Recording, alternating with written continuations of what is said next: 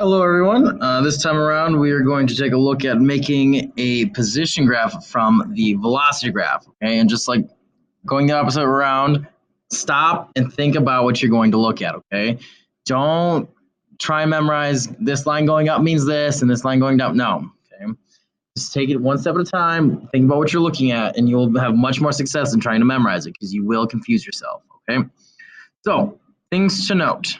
Okay, acceleration is the slope of the velocity graph. Okay, that will only play into it a little bit. Okay, but the big thing here we're looking at is displacement on the velocity graph. We can calculate by finding the area between the velocity line and the x-axis. Okay, there are equations for it, okay, but this is where the equations come from in a way. This is also the calculus way of doing it, but we're doing it kind of the baseline level, so we can use some simple algebra. Okay.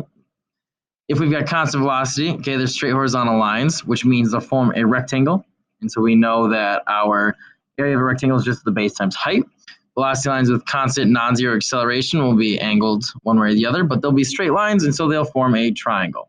Okay, and we know that that is 1/2 base times height for that area. Okay, so we're going to take a look at two examples here. The first one we're going to look at is at different constant velocities. Okay?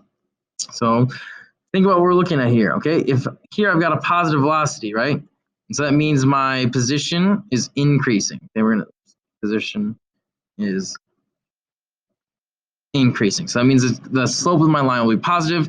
Here we've got a negative velocity, meaning my position is then decreasing and should be going downwards. And finally, again, on this side, we've got another positive velocity which causes my position to go up. We know all of this because we can just look over here and see negative down here, positive up here. Okay, that's all positive. It means my slope of my velocity or my position graph will be positive. Okay, so taking a look at this first area here, we can see that this here is our rectangle we're going to look at. Okay? The length of it looks to be 3 seconds, and the height of it is equal to 6 seconds. Okay, this is the same thing as the equation. So if we take a look,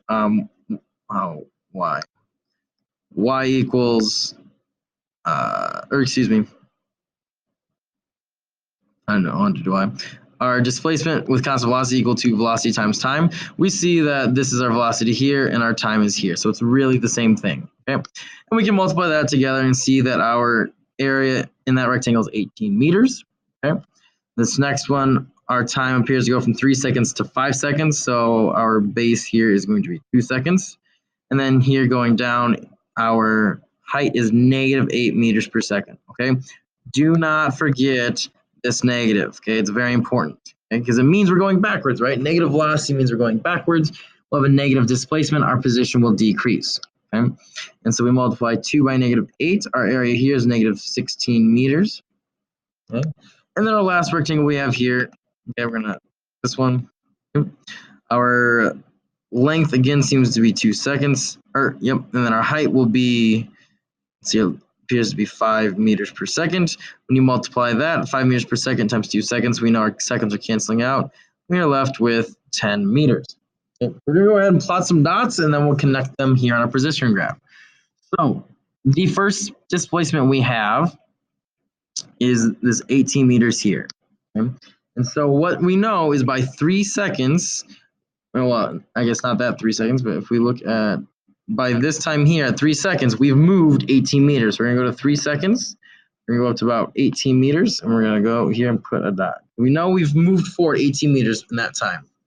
Then 2 seconds after that, we've moved back 16 meters from where we are at the time because of our area there. So we start out at 18 meters. 18 meters, we move backwards 16 meters. Okay. So I know that at time 5 seconds, okay, because that's my time here, I will be at 2 meters. So we go to 5, go up to 2 meters, put a dot there, okay, a dot. And then lastly, we know, okay, that here we've got 10 meters. Okay, we move 10 meters forward in 2 seconds from that 2 meters. So by 7 seconds, we have gone to about 12 meters. Okay, and as it's constant velocity, we have straight lines. Okay, each one of those segments has velocity, So our slope is constant, which means we've got straight lines. And so we're going to start here at 0, 0. Go forward up to that, a straight line. Connect our next 2 dots with a straight line. Let's see. And then we connect those last 2 with another straight line. Oops, maybe not. And then the last 2.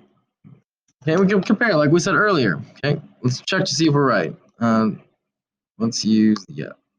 Okay, we said positive velocities first, position goes up. Okay, we are going up here. Okay, then we have the negative velocity, so we're going down.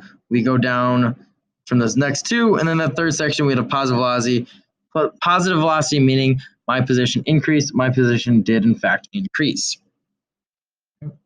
Let's look at the second example. Okay, this time we do not have constant velocity. We have changing velocity because we've got triangles. Okay, note negative, negative, negative. All of this is negative velocity. So this entire time we're moving backwards.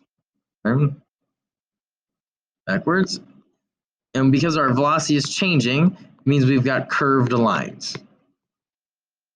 Okay, we're going to follow the same steps, however, as last time.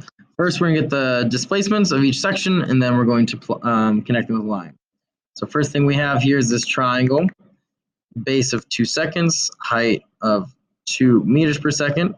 Okay, and so 1/2 2 seconds times 2 meters per second, seconds, 2, we end up with 2 meters here, 2 meters, and down here, this triangle here, we've got 2 seconds again because 4 and 2 gives us 2 seconds up there, and we have negative 4 meters per second.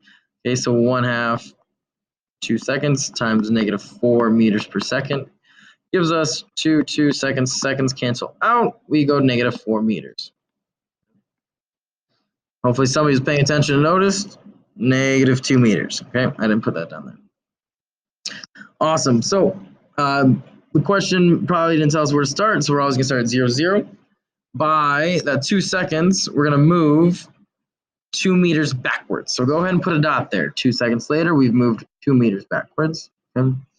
And then we stop for a second, and then in the next 2 seconds after that, we move back another 4. Okay, so 2 seconds after 2 seconds is 4 seconds. And then 4 seconds behind negative 2 meters will be negative 6 meters. Go ahead and put a dot there.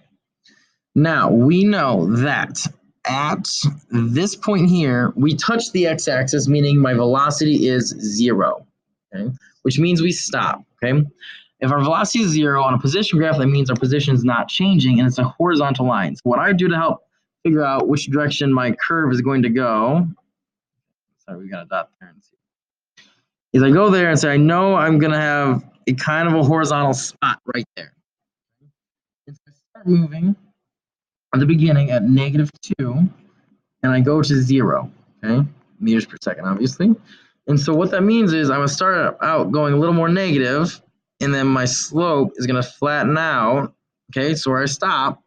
And then here I go from 0 meters per second, okay, to a negative 4 meters per second.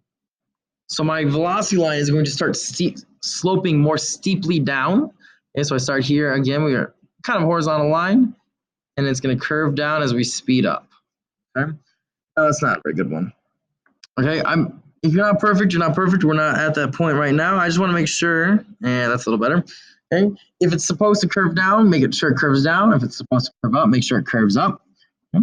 But we can look. This entire time, we are moving backwards, right? We start here, we end down here at the bottom. We're moving backwards the entire time. Okay? And then our velocity was changing, and we said it was curved lines. Yes, they're both curved. We make sure they curve the right direction. Okay?